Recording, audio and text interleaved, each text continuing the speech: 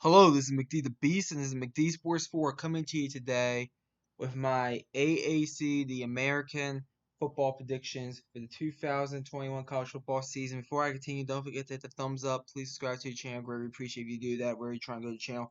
We do have a subscriber goal of 500 subscribers by the end of the year, so let's go ahead and hit that. So hit that subscribe button. If you're new, you will not regret it. This is the place you want to be for college football, NFL, and all things in between. Basketball, baseball, not NHL. I don't really cover NHL that much, but definitely those four sports right there, and college basketball as well. But anyways, the American call probably the best Group of Five conference. I actually just decided to go ahead and do a whole game by game prediction video for them. I'm going to be doing a few others, as I said in the Pac 12 video, if you haven't seen that yet. I already released Notre Dame and Louisiana. Go check those out. I got to do Coastal and Appalachian State in the Sun Belt.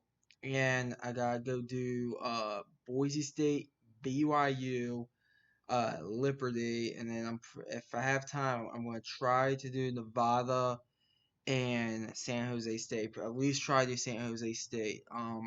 Now granted, none of these San Jose State they do play in week 0, so if I do that one, it's gonna have to be before the week 0 game there. But anyways, gonna try to get these done. Playoff predictions are coming out Monday. New Year's Six Bowl and my prediction for the final top 25 is coming out on Monday as well. Tuesday is gonna be a channel update video on how we're doing things this fall. Wednesday, I'm picking the week 0 games. I can't wait for that. And then Thursday, I'm actually going to be doing a Major League Baseball video on the Baltimore Orioles. And then Friday is going to be the day off. And then Saturday, I'm going to try to do I'm just going to give quick recaps to those games on Saturday. But anyways, too much telling you what's coming up. Let's get into the American predictions. To me, the best Group of Five conference. I think this conference is pretty deep. I also think this conference is a little bit top-sided. I'll get into that when I talk about it. But anyways, in first place, remember, there's 11 teams in the American since UConn decided to go independent. There is also a championship as well. But in first place, I have Cincinnati going 10-2, 7-1 in the conference. 10-2, 7-1 in the conference. Um, I like this team. Luke Fickell, I think, is proving to be a top 10 head coach. I know some of these coaches, like Scott Frost, for example, maybe a Justin Fournette, the hot Group of Five coach name, they kind of flame out maybe a little bit once they get to the Power Five. Mike Norvell, the jury's still out for him, but I like Luke Fickell. I think if you give him a Power Five job, I think he is succeeding there a lot. I think he's thriving there. They do lose their defensive coordinator here at Cincinnati, which I do think is a little bit. That's like the one thing that really concerns me about this team more than anything. They bring back 7 stars on offense and 7 on defense. You look at their schedule, the non-conference schedule is tricky. Miami of Ohio, that's a rivalry game. Murray State at Indiana and at Notre Dame. I think you guys go ahead and probably split the games between Indiana and Notre Dame. The game I would say you lose is probably that at Indiana game. I think you guys go ahead and beat Notre Dame coming off the bye. That's going to be kind of like your Super Bowl because Notre Dame is kind of a big time name, as you probably guys know. But I think you guys go 3-1 in the non-conference. I think you guys do slip up in the conference. I think you lose that game October 30th on the road against Tulane. You're probably a little bit surprised of me saying that, but Tulane is a pretty good team. I like what they're doing there. They're gonna upset somebody. I think they upset you guys this year. So I'm gonna say 10-2, 7-1 in the conference with the loss against Tulane in the conference and a loss against Indiana in the conference. Second place, UCF. I like UCF this year. They bring in Gus Malzahn, replacing the coach they did have, which his name escapes me. My apologies. Josh Heupel. That's his name, Josh Heupel. Josh Heupel. He goes ahead and leaves for Tennessee. You bring in Gus Malzahn. That is an upgrade. I think you guys go 10-2. Look at UCF. They bring back 8 offensively, 9 defensively. Look at the non-conference schedule. Big week one game on a Thursday night against Boise State. Kind of the powers of the group of five, because UCF has kind of been that power for the group of five lately, except maybe last year with Cincinnati, and Boise State with the run they went in the late 2000s, or 2010s. That's gonna be a hell of a game. Then you have Bethune-Cookman at Louisville, and then your final non-conference game is UConn. I do think you guys go ahead and win all four of your non-conference games. Even that Louisville game on the road, I think go up there and beat them. I really do. I'm not high on Louisville at all.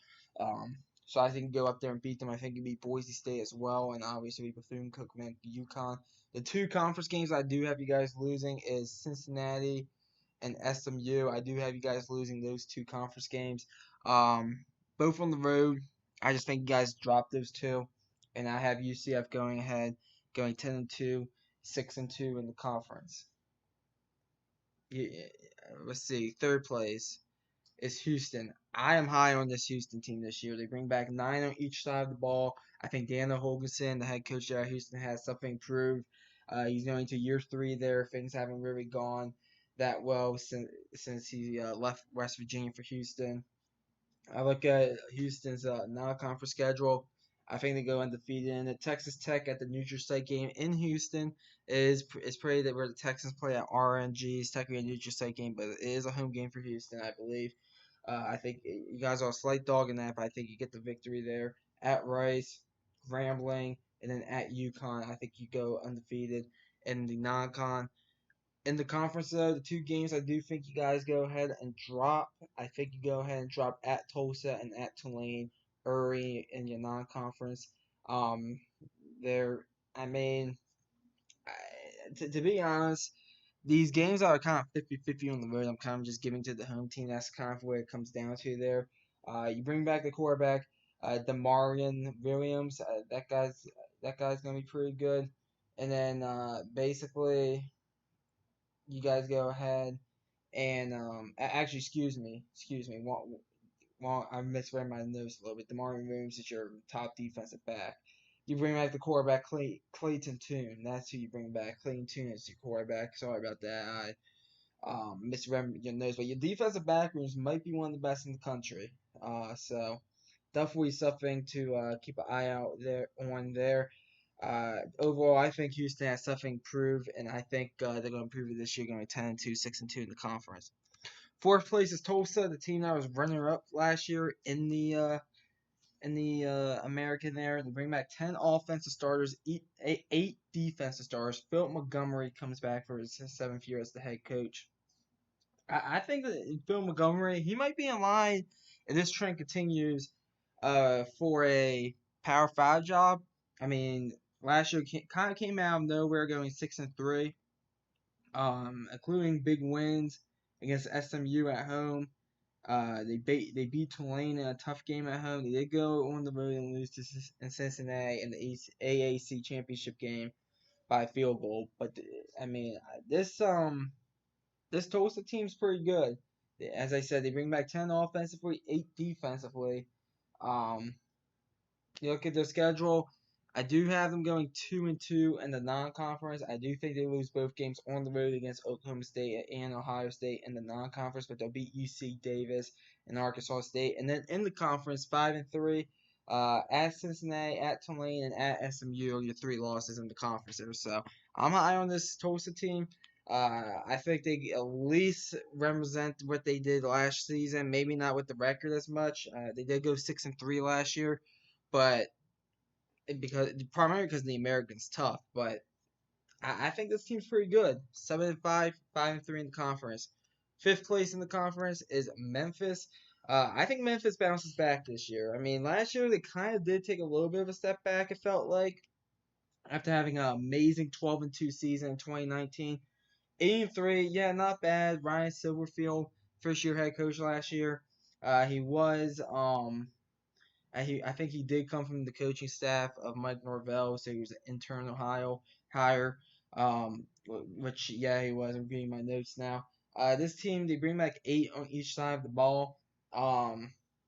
I think Memphis. I think they're right there at the end as well. Memphis is one of those teams now. They used to be really bad not too long ago, but especially in the early 2010s. But Justin Fournette came in there, rebuilt that program, handed it off to Mike Norvell. He kept it flowing, and that program got better under him. And now Ryan Silverfield doing his thing. Uh, I think they go 4-0 in the non-conference against Nicholas at Arkansas State, Mississippi State. I think they win that game there at home. And then UTSA. The three conference losses are at Tulsa, at UCF, and at Houston for me. I think this is going to be a pretty good Memphis team. I really do. Um, they're in a very competitive conference, as you can see. But I think it's going to be a pretty good Memphis team. Sixth place is SMU. SMU, in my opinion, they kind of taken maybe a little bit of a step back under Sonny Dykes over the past year. I mean, I'm gonna be honest with you. Some of these American teams kind of got left out of the spotlight despite having good records. They went 7-3 last year, and it just didn't feel like they went 7-3. I think they go 7-5 this year. The schedule's kind of tough this year. 5-3 in the non-conference. You have two non-conference games that I think you guys lose at TCU, and I think you do lose that game in an upset at Louisiana Tech. Abilene Christian and North Texas are the other two non-conference games. I think you get victories in those. Your three conference losses will be at Houston, at Memphis, and at Cincinnati. I do think you go ahead and pull off the upset against UCF there at home. But this is gonna be, I think it's gonna be a little bit of an up and down year for SMU. I do. They do bring back 9 on each side, which is good. But at the same time, I just feel like maybe this team's left a little bit out there because, as I said, the America's very, very competitive this year. I think this team's maybe left a little bit out there. I still think they make a bowl game. I still think they're a good team and all, but I do think people aren't going to be talking about SMU that much this year, despite them going having a decent season, potentially an 8-win season with a bowl game win.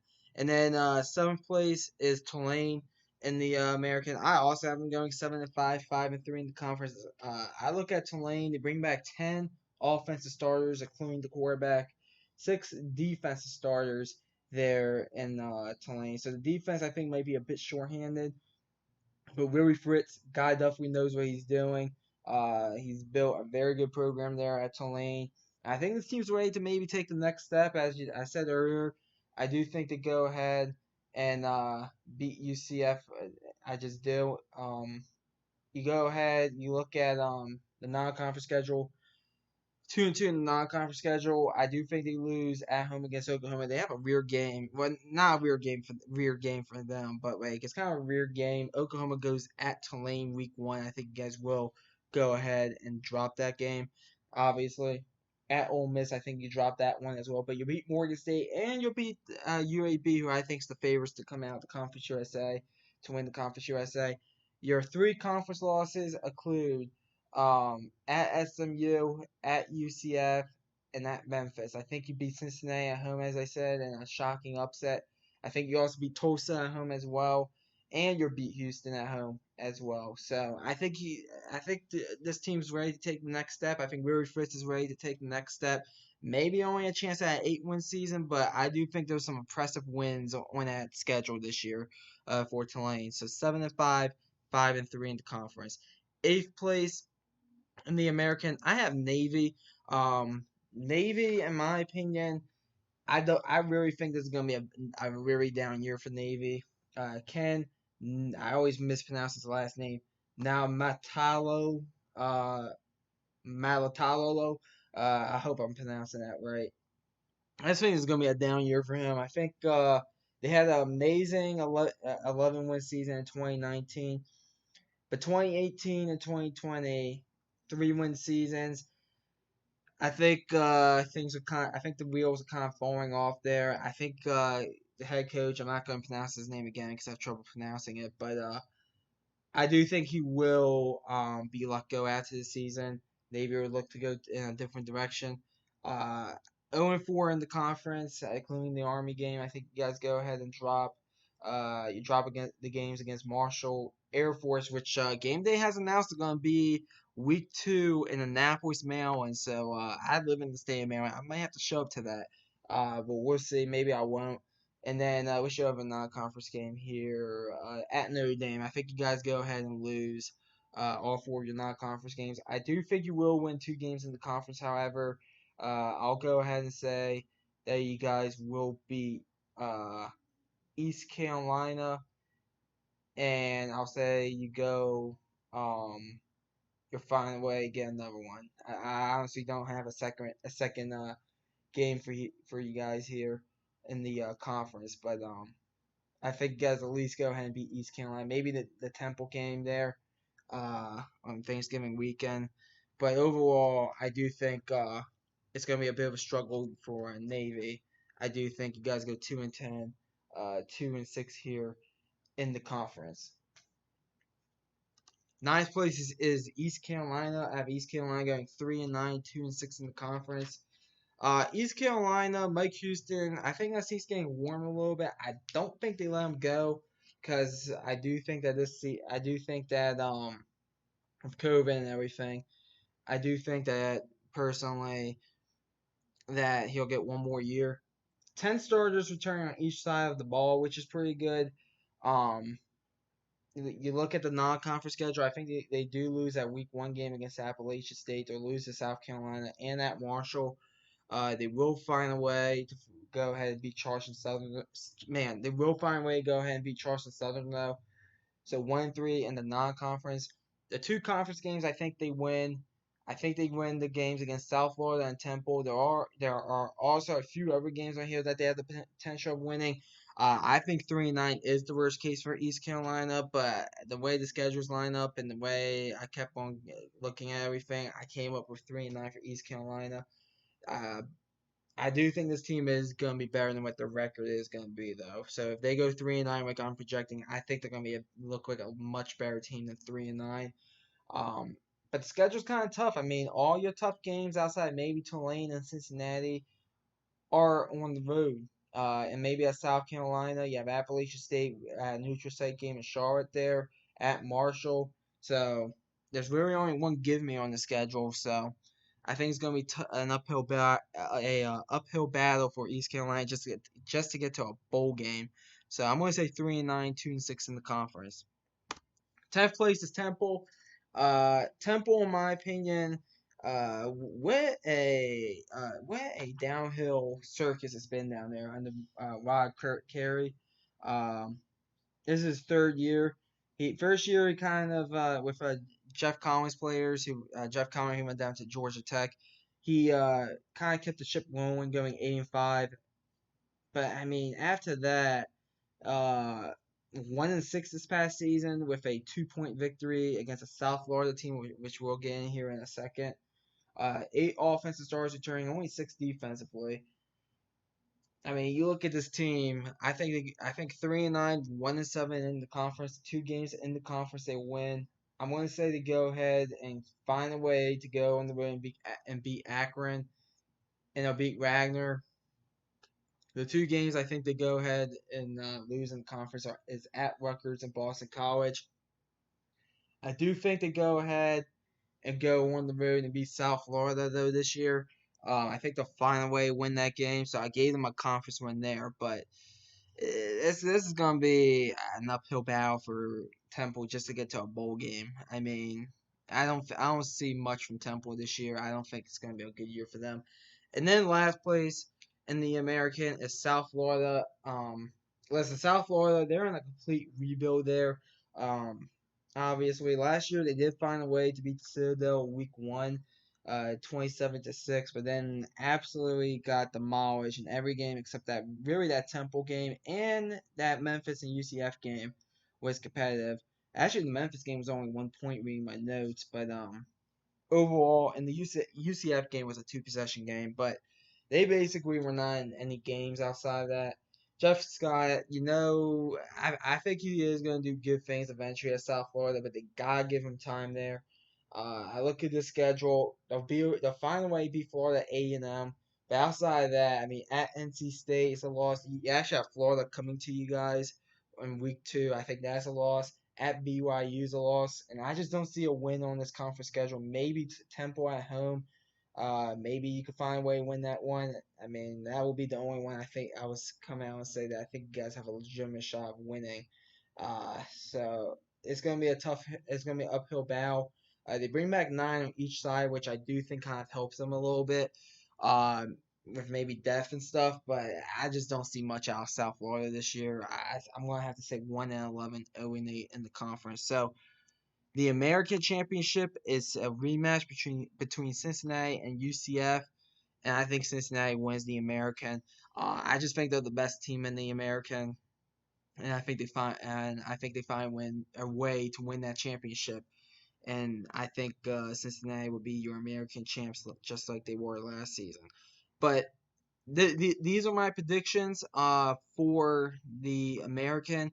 Comment down below. Tell me what you think about this conference. I always like hearing from you all. Tomorrow I'll have my official top 25 out. Not my official top 25. I already have that out. My and where I think the end of the year top 25 is going to be.